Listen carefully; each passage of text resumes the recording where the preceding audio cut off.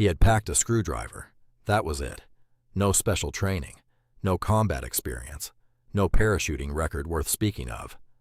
Flight Sergeant Charles Cox had spent most of his adult life in a dark room, threading film reels onto a projector in a small cinema in the English Fenlands, and now he was falling through the night sky above Nazi-occupied France. Below him, a cliff top, a German radar installation, guards with guns. His job, get there, dismantle a piece of machinery he'd never seen in person, stuff the components into a canvas bag, and get back to the beach, all in under 30 minutes. If he was captured, he'd be shot. Or worse. He knew things about British radar the enemy would pay any price to learn. If he failed, if he came home empty-handed, the RAF's bombers would keep dying over Germany. Hundreds of them. Thousands of aircrew. One cinema projectionist. One screwdriver. One winter's night in 1942. This is Operation Biting. To understand why Charles Cox was falling out of an airplane in February 1942, you have to understand what was happening to the RAF. Britain's bombers were dying. Night after night, Lancaster and Wellington crews climbed into their aircraft, crossed the Channel, and flew into Germany. And night after night, more of them didn't come back. Not from flak, not from the odds. They were being hunted. German night fighters, Messerschmitts and Junkers 88S, were finding British bombers in the dark with what seemed like supernatural precision. The Germans knew exactly where the bombers were. They knew their altitude, their heading, their speed. They were there waiting. At the Air Ministry in London, a 29-year-old physicist named Reginald Victor Jones was trying to solve the puzzle. Jones was the head of scientific intelligence at MI6. He'd already won one invisible battle, the so-called Battle of the Beams, where he'd deduced that German bombers were navigating by intersecting radio signals, and then bent those signals, leading German aircraft astray over open countryside. Now he faced something harder. The Germans had built a radar network stretching from Denmark to the French coast, what analysts were calling the Kammhuber line. Long-range Freya sets detected the bombers coming. Then shorter-range dishes tracked them individually and guided fighters directly to their prey. The short-range dish was called Würzburg, and Jones didn't know how it worked. He needed to see one. On the 5th of December, 1941, a Spitfire pilot named Flight Lieutenant Tony Hill flew a photo reconnaissance run along the Normandy coast. What he brought back changed everything. In the photographs, a cliff top above a small French village called Bruneval, and there, in the middle of a field, sitting in the snow like it was waiting to be found, a circular dish antenna, unmistakably German, unmistakably Würzburg. Below the cliffs, a narrow shingle beach, accessible from the sea. Jones looked at the photograph for a long time. Then he went to make a phone call. Before anyone could plan a raid, they needed to know what was on the ground. That job fell to Gilbert Renault, a French film producer turned spy who operated under the codename Remy. Renault ran the Confrérie Notre Dame, one of the most productive resistance networks in occupied France. He was careful, methodical, and willing to send his best people into danger. Remy called on two agents, Roger Dumont, an aviation captain known as Pole, and Charles Chauveau, a Haitian-born mechanic called Charlemagne. They traveled to the Bruneval area posing as agricultural engineers, moved through the village, watched the German garrison, noted the guard rotations, walked the cliff paths. What they confirmed was crucial. The beach had not been mined. The nearby garrison was infantry, 100 men or so, but not elite troops. The nearest German reserves were 3 kilometers away. Bruneval could be taken, briefly. Now they needed someone who could actually operate on the radar. This was a problem with no clean solution. The best radar technicians in Britain knew the deepest secrets of British radar, too. If one of them were captured and interrogated, the intelligence loss would be catastrophic. R.V. Jones and the combined operations planners began looking for someone who was expert enough to work quickly on unfamiliar equipment, but junior enough not to know things the enemy couldn't be allowed to learn. They found Flight Sergeant Charles William Cox. Cox was 29. He came from March, a quiet market town in the Cambridgeshire Fens. Before the war, he'd worked as a cinema projectionist, a man who understood machinery, who could work quickly with his hands, who could improvise when the film jammed or the bulb blew. In the RAF, he'd trained as a radar mechanic and had worked on coastal radar installations during the Battle of Britain. His superiors said he was one of the best they had. Fast, calm, good with his hands in the dark. They called him to London. A senior officer briefed him on a hazardous mission without specifying the details. They asked if he'd volunteer. Cox said yes. Cox was then told what he'd volunteered for. He would be parachuting into occupied France. This would be his first parachute jump, his first time on an operational aircraft, his first time on a ship, all in one night. Cox reportedly took the news calmly. The RAF gave him a crash course, 5 practice jumps, the absolute minimum. Then they fitted him with a kit bag full of tools, briefed him on the components of the Würzburg that most needed to be recovered, and told him he'd have 30 minutes on the dish. 30 minutes, under fire, in the dark, with his screwdriver.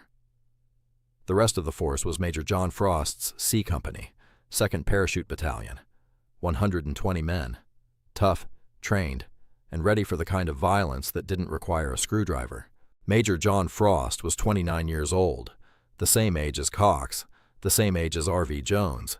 He was a career Army officer, competitive, impatient, and desperate for a fight. He'd been training his men for months. Operation Biting was his chance. The raid force was divided into 3 groups, each named after a British naval hero. Frost's Nelson Group would assault the radar and the house guarding it. Drake Group would hold the beach. Rodney would seal the road inland. The radar itself was codenamed Henry. The house was the Lone House. The farm where the German garrison lived was Rectangle. The beach was simply the beach. What Frost told his men in the final briefing, the night before the drop, they would be going somewhere cold. They would be doing something important, and they would be coming home. He believed it. That mattered. The night of the 27th of February, 1942. 12 Armstrong Whitworth Whitley bombers rolled down the runway at Thruxton Airfield in Hampshire. Wing Commander Charles Pickard flew the lead aircraft. The Channel crossing was dark and rough. The operation had already been postponed twice because of weather. Just after midnight, the Whitleys crossed the French coast. Anti-aircraft fire opened up from the darkness below. The aircraft scattered. Some of the outer groups came down in the wrong fields. At 12:18 in the morning, the paratroopers went out the hole. Cox jumped into the darkness of occupied France for the very first time. He landed in a snow-covered field. He gathered his kit. He found his escort, and he began moving toward the cliffs. If Operation Biting, Britain's first airborne raid, February 27th, 1942, when 120 paratroopers dropped onto a cliff top in Nazi-occupied France to steal components of a German Würzburg radar dish, led by Major John Frost, with Flight Sergeant Charles Cox, a cinema projectionist, as the radar technician. Fascinate you. You're exactly where you need to be. Subscribe and hit the notification bell. We drop a new story every single week. Now, back to Operation Biting, the Bruneval radar raid. Nelson Group hit the guards at the Lone House in a fast, brutal assault. The Germans were caught in their billets. The fight was brief and violent. 2 British paratroopers were killed. The villa was taken. Cox moved forward with his escort, crouching across the snow toward the dish that stood in the open garden, facing the channel. He had studied diagrams. He had memorized component names. He had practiced on similar equipment. Nothing had prepared him for the moment he actually put his hands on the machine. The Würzburg was bigger than he'd expected, more complicated, and someone had removed a critical mounting bolt. He couldn't get the section off the way he'd planned. Cox improvised. He tried his screwdrivers. He tried metal cutters, a crowbar. He worked by feel, by instinct, by the knowledge his hands carried from years in equipment bays and radar huts. Around him, his escort fought off probing German fire. The clock was running. Cox pulled the RF head, the core of the antenna assembly, the transmitter receiver that made the dish see in the dark. He pulled the modulator. He pulled the display unit. He wrapped them in canvas, bound them tight, and slung the bundle across his back. Around him, the German garrison at Rectangle Farm had been roused. They were moving toward the perimeter. Rodney Group, still fighting to reach their blocking position after the scattered drop, was taking fire. The window for safe extraction was closing. Cox looked at what he'd managed to get. He looked at what was still on the dish. He made a decision. He had enough. He turned and ran. The descent to the beach was a scramble, down a narrow cut in the chalk cliffs, men sliding, grabbing at handholds, the canvas bundle of radar components being passed hand to hand. They reached the shingle beach at approximately 2:30 in the morning, and then they waited. The Royal Navy was out there. 6 landing craft from HMS Prince Albert, an ex-Belgian troop ship that had been waiting offshore in complete radio silence. The beach party's radio had malfunctioned. There were no signals. The boats had no way of knowing where the men were. For 15 minutes, Frost's men stood on an open beach in occupied France. The German infantry was pressing down from the cliffs. Ammunition was running low. Some men had none left. Frost fired a red Very flare out to sea. He waited, the longest 15 seconds of his life. Then, lights in the water, engines. The landing craft came in through the surf. As the men scrambled into the boats, 2 prisoners were hauled aboard under guard. In the chaos and darkness of the beach evacuation, the raiding party had grabbed 2 German soldiers. In the confusion, no one immediately realized what they'd caught. Both men were Luftwaffe technicians, radar operators. When they were interrogated in England, they would provide some of the most valuable signals intelligence of the early war. Cox's canvas bundle went into the boat first, handled more carefully than the men. By 3:15 in the morning, all 6 landing craft were away. HMS Prince Albert recovered them in the Channel and turned for Portsmouth at full speed. Operation Biting was over. The captured components reached the telecommunications research establishment at Swanage within hours of the boat's docking at Portsmouth. Scientists worked around the clock. What they found was worse than they'd feared, and better than they'd hoped, simultaneously. Worse, the Würzburg was more accurate than British intelligence had estimated. It could track a single bomber to within 200 meters at ranges up to 40 kilometers. It was, in essence, a precision weapon. Better, RV. Jones now knew exactly how it worked. He could calculate its frequency. He could model its weaknesses. And he could see, clearly now, that the radar was vulnerable to a countermeasure the British had already been developing, but hadn't yet deployed. They called it window. Window was simple in concept. Take strips of metallic foil cut to exactly half the Würzburg's wavelength. Scatter them from a bomber into the slipstream. Each strip reflects a radar pulse back to the receiver, creating a phantom aircraft. Scatter millions of strips and the radar screen fills with ghost bombers. The defenders can't tell what's real. The British had been sitting on window for over a year. The RAF was afraid that if they used it, the Germans would copy it and deploy it against British radar. The Bruneval analysis confirmed that the risk had to be taken.